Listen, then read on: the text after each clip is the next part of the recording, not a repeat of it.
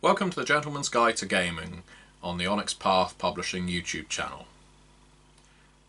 You may or may not be aware that Onyx Path Publishing release fiction tied into its game lines and game worlds, and currently that fiction is available in paperback, e-reader, Kindle format and the like.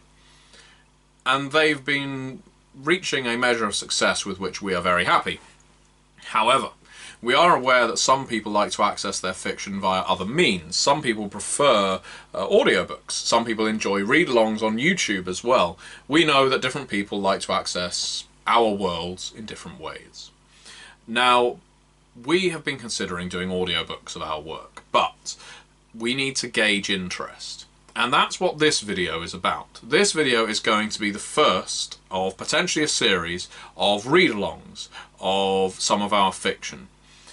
We need you to comment below, and this is imperative. If you're watching this video, we need you to comment below to say, would you be interested in purchasing our work as audio fiction? Would you be interested in these read-alongs?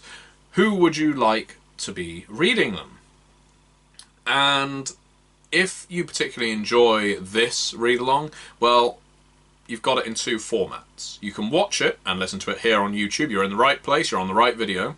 But also, the fiction that I'm going to be getting up to very shortly is going to be downloadable for free from DriveThruRPG. So if you're the kind of person that prefers to listen to a book while driving, at the gym, wherever, without needing to access YouTube, that's going to be available as well. But we would love for you to like and share this video, but we need you to comment on this video. Would you be interested in our audiobooks? Who would you like to read them? What would you like turned into an audiobook? All of that kind of information is incredibly useful to us. So, without further ado, I'm going to start a read-along of a Scarred Lands novel we recently released, and I hope that you enjoy it. Vigilant, Through Shadows and Dreams, Book 1. A Scarred Lands novel by Sarah L. Stewart and Frances Stewart. Prologue. Our world is not what it once was. Skarn was broken and battered in the great conflict that raged across its face for years. The Titans, primal beings, forces of nature that created and shaped Skarn, warred with their children, the gods. Mortal life is beneath the notice of a Titan. Even the gods were more curiosities to them than children, playthings to be enjoyed or broken as the Titans' moods took them. It was the gods who discovered and harnessed the power of mortal faith, and who used that power to challenge their creators. And so they did battle, drowning the world in fire and blood. The Titans sank islands and cleaved whole continents asunder. Wherever they bled, monsters arose and spread their terror. The gods fought with mortal armies at their backs, spending cities' worth of lives for each Titan they defeated, but defeating them all. Today the Titans are fallen, gone for a century and a half. They could not be killed, but they could be ruined, broken, or imprisoned. The miserable Titan spawn, the monsters that pay them homage, could be scattered and slaughtered, and that is what we did, though at a terrible cost. The lands of Skarn are devastated and forever scarred. Nations and races have died, gods too. In places the sea itself runs with blood, and still the Titan spawn mourn their masters and plot their return. All is chaos and uncertainty. But many things thrive on chaos. Heroes, villains, adventures, legends. So come, let me show you a little of each. Come and see the wonder that is Skarn. AV 150, The Second Wild Day of Tanot. Eokid crouched under the foliage, breathing slowly and listening. The Asathi were out there somewhere, searching for him, maybe rat men and hags as well. He kept out of the light, hugging the shadows, trying to stay low. He heard the crack of a tree branch. A bird fluttered past, spooked from its nest. Someone or something was nearby. A tiny spider slid its way down a thread onto the back of his hand, tickling him. He didn't move, barely breathing, ignoring the itch as it walked across his knuckles. He hoped it wasn't poisonous, that it wouldn't bite. There on the edge of the blood steppes, deadly spiders were too common. He heard voices moving closer, growls and hisses, at least 2 Asathi. He squinted so the whites of his eyes wouldn't be visible in the foliage and silently prayed to Tennille that his camouflage would be enough to hide him, and that he had left no tracks, no broken branches, and nothing more notable than an animal trail. He could see the Asathi now as they closed in, their snake tails brushing through the undergrowth, disrupting the detritus of the forest floor. They left a trail and were easy to track, unlike the rat men, but in this case Eakid was the hunted, not the hunter, and Asathi were much more dangerous than common rat men. They came within a few feet of Eakid's hiding place, tails sweeping so close. His fingers closed on his sword, but he dared not draw it yet. The sound of the motion and sheen of the metal was too much of a risk. Hiding was still his best chance to complete his mission and bring the artifact to Vesh. The leader Sath stopped, sniffing the air. Eakid held his breath, praying the mud was enough to cover his scent. It would be enough against a rat man, but he knew too little about the Asathi to be sure. The Asath hissed to his brethren, gesturing forward, and the group moved on. Eakid waited as the Asathi moved away, hardly believing his luck. He was the last of his platoon, the last who could keep the artifact safe. With silent thanks to Tennille the Huntress or any god who would listen, he exhaled slowly and patiently waited several more minutes in case they returned. Looking down, he noticed the spider had gone. Eakid continued towards the river and away from the steppes. It was years since he'd last been here, but he'd remembered enough to take tremendous care until he was well past South Fang to avoid the monsters that lurked nearby. If he kept heading east from where he was, he could make it to the relative safety of the Enai River, and from there find a trader heading north to Vesh, back to Lave. After all, years ago, that was the first long journey he had made. As darkness fell, he climbed a tree to rest and wait for moonrise. He would have waited longer, but he needed to keep moving and stay ahead of the trackers. The light of the moons would guide his way. Belsameth's moon rose first. A sliver, but bright enough on the cloudless night that Eakid could at least see beyond his nose. He continued on, offering one short, silent prayer out of habit to Belsameth to thank her for the light, and then praying in earnest to Madriel to keep him safe. Exhaustion started setting in hours later as the second moon rose. The nameless orb, fat, full, and foreboding. A bright light in the sky that overshadowed the thin dagger of Belsameth's moon, and an ill omen. When the nameless orb shone full, about once every 3 months, it brought ease and bad fortune. It was the only object in the sky whose cycles did not align within the days, months, and seasons decreed by the gods. While its brighter light was a better guide for Eakid, it also melted the shadows that hid him from his hunters. Ratmen thrive on misery, thought Eakid. No big surprise that they worship the cursed moon, and now it might bring their allies right to me. As Eakid moved on, he could hear a distant sound ahead, some kind of rumble or murmur. The river. If I can make it to the river, I'll be safe. Excitement drove him faster, though fatigue staggered his steps. Tree branches crowded around him, snagging at his clothes and belongings from the darkness like living creatures, yet the path with its rocks and roots felt familiar, like he'd run this course before. Eakid's pack jumped as something struck his shoulder. He threw himself down behind a large tree and slung the pack around to check his precious cargo. There was a crossbow bolt lodged in the pack's leather back brace, which had barely stopped the bolt from tearing into his shoulder. The pack was only holed, not torn. The artifact inside would be unharmed. None of the Vigilant's weapons or magic had so much as scratched it.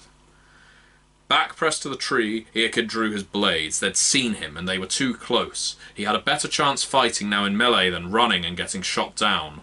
He slung his pack across his chest and then waited, inhaling slowly to calm himself and straining his ears for movement. Earkid struck with his left blade as the first Asath came around the tree, slashing across the creature's chest. A second Asath came around from the other side to flank him, putting Earkid at a disadvantage. Both Asathi pressed their attacks at once, and he barely parried in time against the second strike. Left, left, right. Earkid and his two assailants attacked and parried in a whirl of steel, sweat, fists, and blood. He staggered slightly when a serpentine tail struck his knee, but lunged back to stab up and under the creature's armour. Viscera and sticky dark red blood rolled down his arm, and his face twisted into a snarling smile at the tangy smell. One down, he thought. The gutted Asath fell. The second disengaged and stepped back. Earkid spun to face it as its loaded crossbow rose and fired. The bolt shirred as it scraped the artifact in his pack, twisted away from his vitals and struck his right arm. He charged the Asath, ramming its crossbow with his shoulder, and struck upward at its neck with his left blade.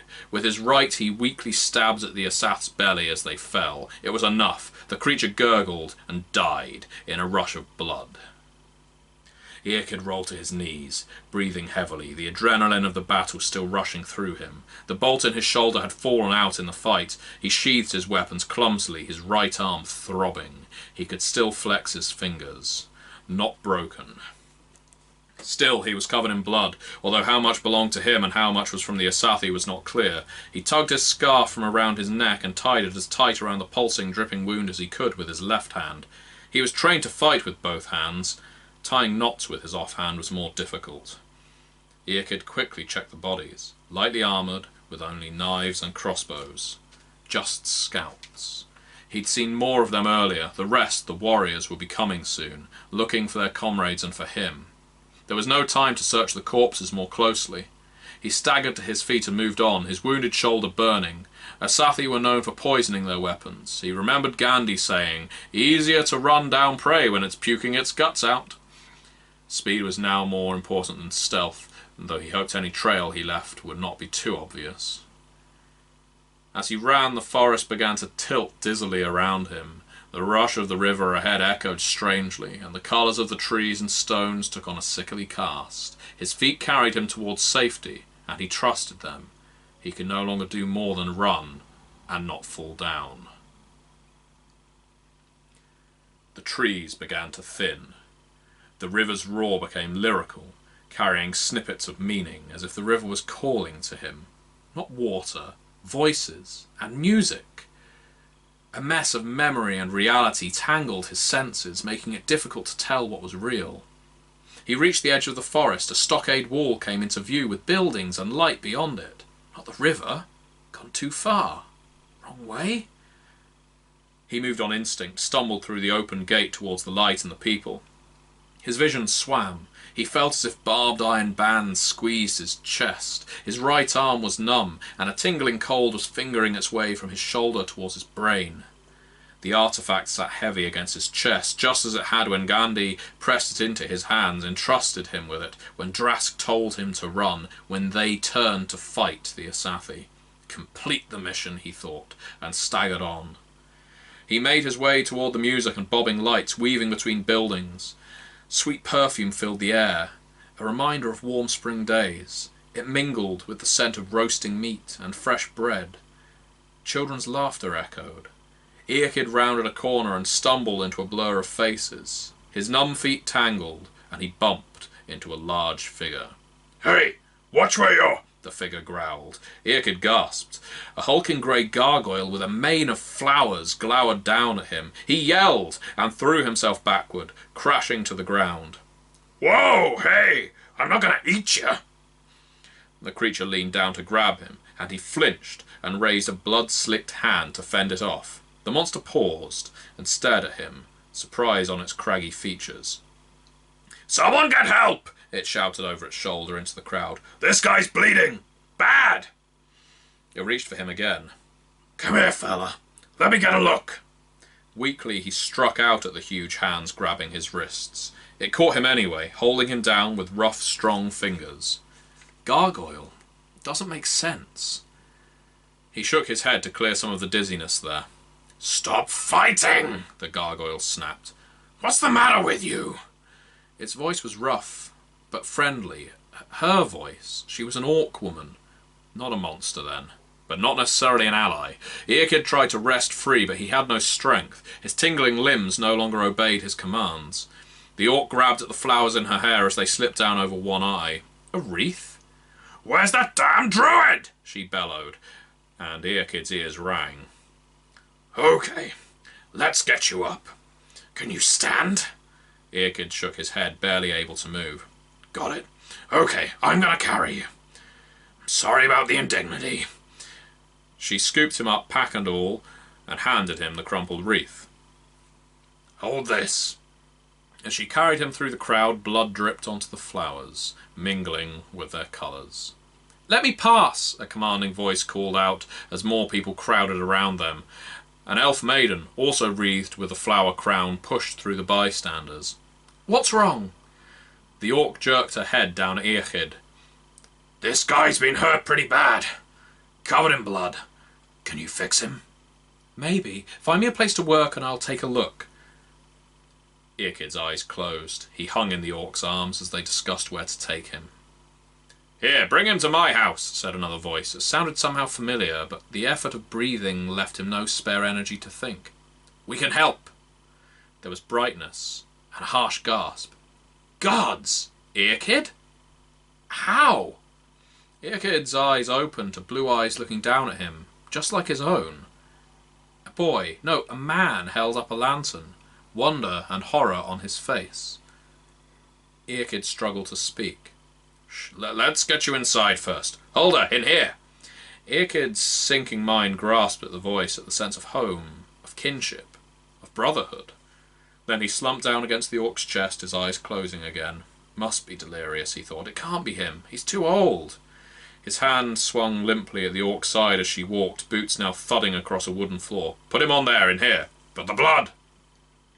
"Seriously, don't worry about it." Gentle hands cupped and lifted under his arms. The familiar voice continued, close to his ear.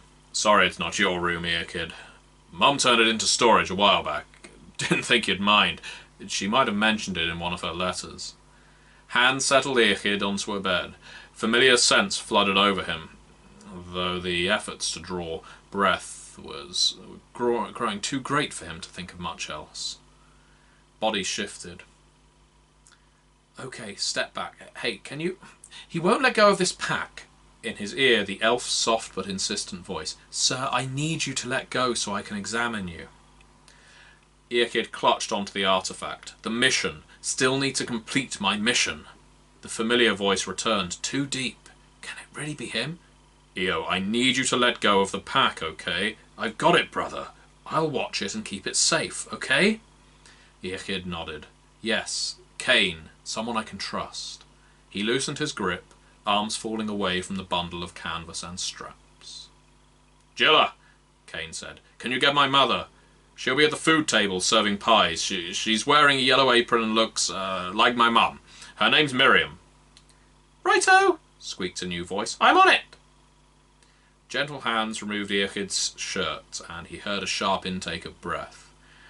The elf began to chant in a low sing-song. His head swam, and he didn't understand the words. Then his chest started to tingle warmly. Healing magic. The pain in his arm lessened, and sensation returned to his fingers and feet. His breathing eased as the fist around his chest released, and his head stopped pounding. He felt better, but still far from normal. He took a deep breath and opened his eyes.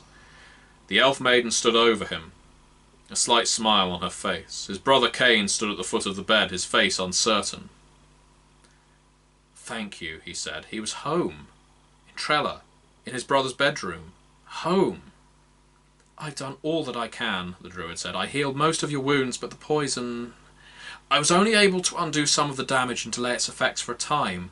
I don't have the proper magic to cure it. Only that, or an antidote, will work." Regret clouded her face. "It's still in your system. It's still slowly killing you. I'm sorry." A chill flooded his body, an echo of the poison. For an instant he ached with the familiarity of this room, of his brother's face, ached for all his losses, for his dead friends, for his mother, and the tears she was coming now to shed. The mission, his head and mind cleared. How long? Eakid asked her. An hour or two? Perhaps 3? Gods, only hours? Kane raked a hand through his hair in frustration. I'll get Radran. He might be able to help. Cure the poison. No! Cried Eakid. He sat up shakily and reached for Kane's hand. Not Radran. He's a cleric of Belsameth. You can't trust him. If he finds out about the Amphora, who knows what he'll do? It needs to get back to Vesh, back to Lave. The Home Commander will know what to do with it. The front door slammed open. Their mother called from the next room. Kane? They said Eakid is here. He returned for the carnival? Eakid caught his brother's eyes. Kane looked at him, at his wounds, and nodded. In here, Mum, Kane called. Yeah, Eo's back, but he's not here for the festival. Eakid's mother entered, followed by a child, no, a grown halfling woman, and the orc who had carried him earlier. His mother knelt by the bed and threw her arms around him, squeezing tightly, then leaned back and inspected him. Oh, you've been hurt! As she made to rise, Eakid seized her hand. Mum, he said, trying to catch her eye. Don't worry, dear, I have clean linen somewhere. Mum, it's okay. The druid healed my wounds already. Miriam Linnair's sigh of relief stung, but Eakid pushed aside his grief and let the lie stand. Madriel let me see her happy for just a few minutes. She hugged him again, kissing his head. Oh, but it's so good to see you. Whatever brought you here? Eakid smiled a small smile and squeezed his mother's hand. Oh, mercy, she said, glancing around the newcomers who had followed her into the house. And I haven't even greeted your friends, Kane. Kane waved away her discourtesy. No, Mum, it's fine. The bed creaked as the little halfling sprang up and crouched on the footboard. Hi, I'm Jilla. Good to meet you, Kane's mother and brother. She reached forward and shook each of their hands. These are my friends. That's Hulda, she said, gesturing to the orc, who nodded. And Juliana, she continued, pointing to the elven druids sitting behind Eakid. Jilla leaned in close to Eakid. Did you know that your brother is completely badass? He won the archery contest. He beat me. She shook her head in exaggerated disbelief. Nobody beats me. Yeah, he's impressive, said the orc, jolting Kane with a slap on the back. Held his own pretty well on the log roll, too. Eakid laughed at the gush of cheerful chatter and looked over at his brother with a fresh eye. Guess he takes after our dad. Gods, you've really grown up, kid. Kane's smile wiped away a little of the sorrow in his eyes. It's been a couple of years since you left, Eo. We haven't got a letter from you in about 2 seasons. Yeah, my archery's improved a lot. I'm planning to be a ranger just like you. Kane had been about 16 when Eakid left to join the Vigil. The younger brother Eakid remembered had grown at least 6 inches, and his voice had deepened considerably. A ruddy stubble covered his chin, and a longbow hung across his back. Now he wanted to be a ranger, and he already looked the part. 2 years? Yes, he's of age.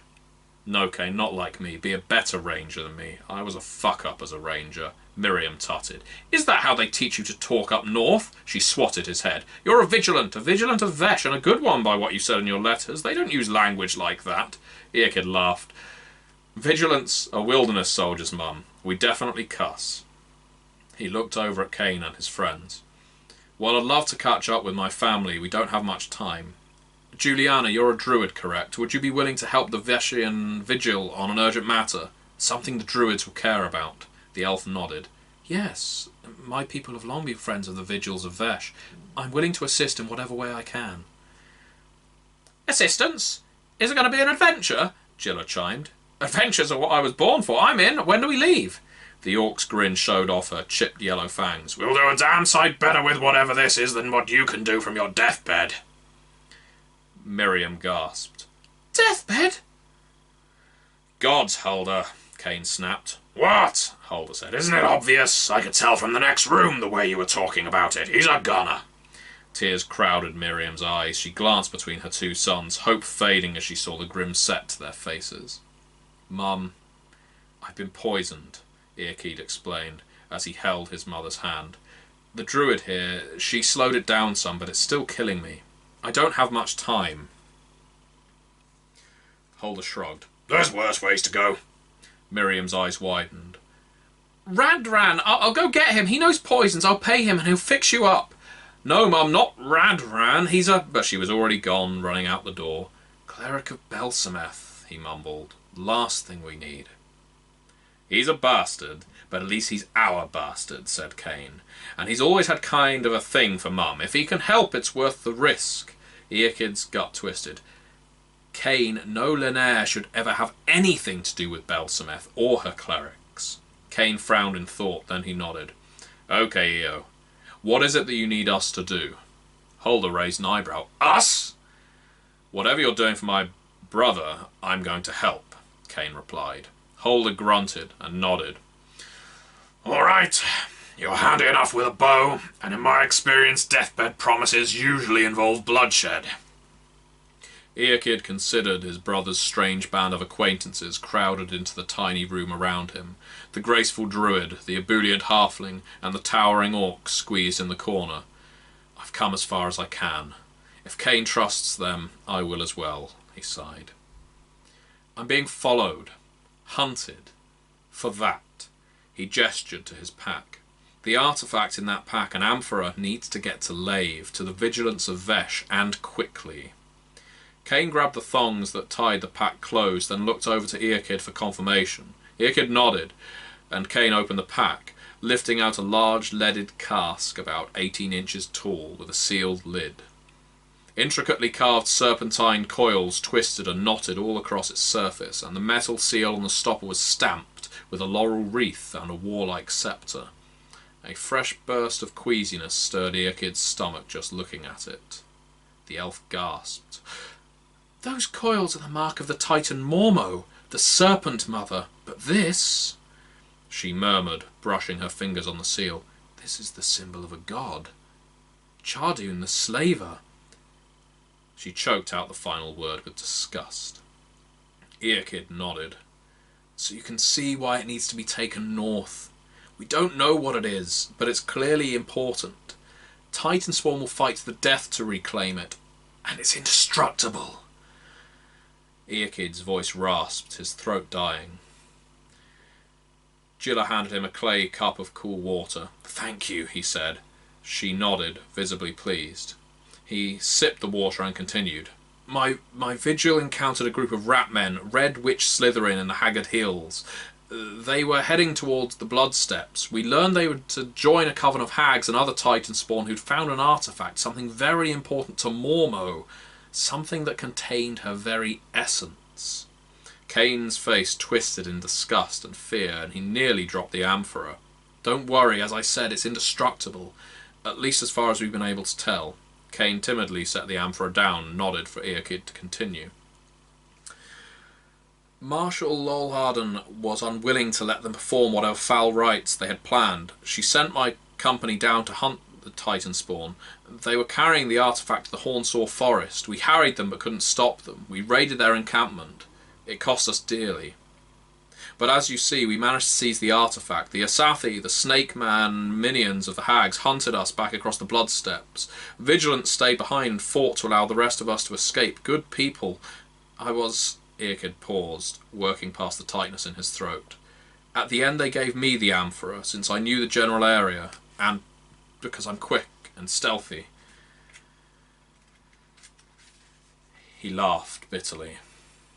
I didn't expect to wind up all the way back home here in Trella. Well, it's safe now, Cain said. The others nodded. Earkid shook his head and knotted his hands in the blanket. No, it's not. They'll follow me here. They'll slaughter the town to get at this thing. Earkid's chest tightened and his heart sped up to a gallop. Lights without a source danced at the edges of his sight and he coughed, tasting blood. Shit! The room swam. The druid helped him to lie back down on the bed. Not much time left, he said. Cain, are you sure you and your friends can take the amphora to Lave? I know it's a lot to ask. You don't need to ask, Cain said, but they're not exactly my friends. We only just met at the festival. Holder clapped Cain on the shoulder, staggering him forward. Hell yeah, I'll help take this trinket north. I'm not letting rat men, snake men, hags, or whatever get something this important. If you're killing stuff, I'm in. Me too, piped up Gilla, and I'm totally your friend, Cain. Nor would I ever allow foul Titan spawn to gain such a powerful artifact, said Juliana. Mormo is the villainous counterpart to my lady Deneve, the mother of nature. Deneve stood with the gods against her fellow Titans in the divine war, and I will stand with you now against Mormo's venomous brood. I swear by the great mother of the earth that I will not falter in this quest. Cain and his new friends settled into planning, preparing to leave with the Amphora first thing in the morning. Earkid let the conversation wash past him. The mission will continue, even if I don't. He closed his eyes and drifted in and out of consciousness for a while, waking whenever the druid wiped his face with a cool cloth. A silky smooth voice startled him awake. "What an artifact! Is that the seal of Chardoon? How marvellous!" "It's none of your business," Holder snarled in reply. Earkid's eyes focused. Holder stood in the doorway, staring down a slim man in dark clerical vestments.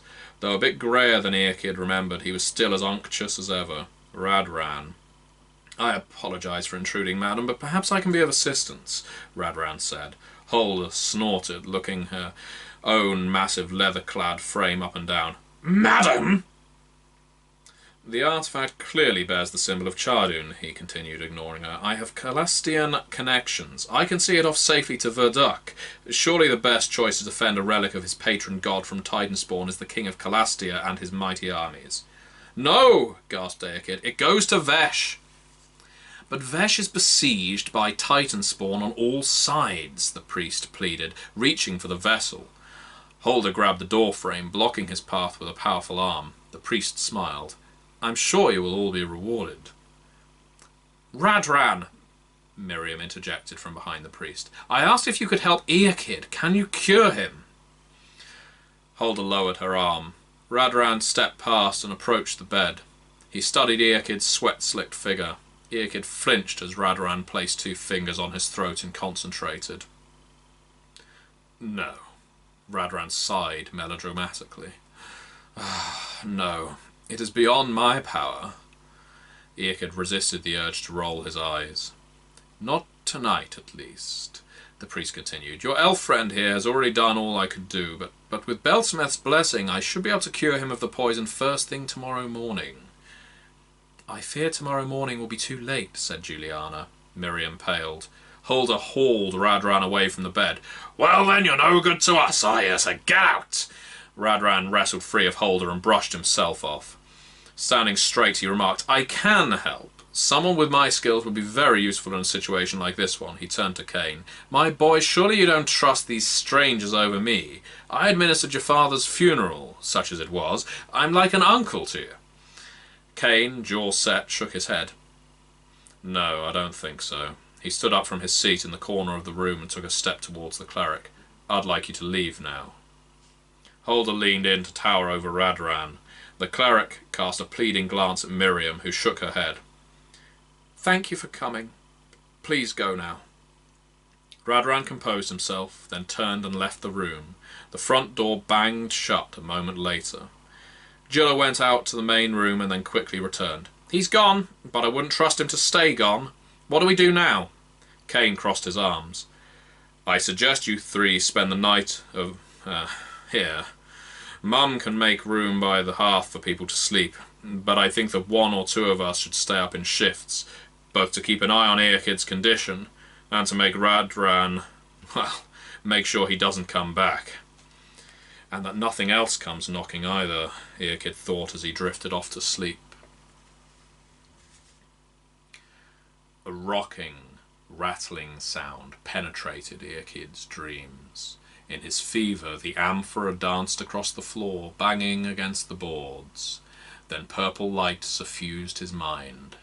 A man with a dominating visage and a terrible, penetrating gaze appeared. He wore white, the regalia of a conqueror king, with a chain fixed about his waist. His sandaled feet were splashed with blood and shards of bone. Earkid tried to cover his eyes, but his arms would not move, and the vision filled his mind. "Fools!" the figure boomed in a deific voice that reverberated in Earkid's soul. "Flee this place, for the spawn of the hag are upon thee!"